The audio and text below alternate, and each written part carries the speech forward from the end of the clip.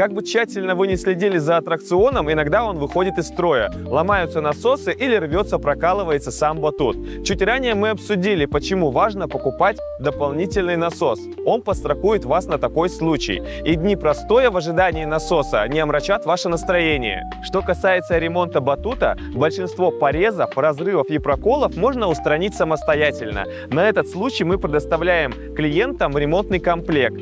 В дополнительных материалах к этому уроку вы найдете обучающее видео «Ремонт батутов». Также можно ремонтировать батуты и жидким ПВХ.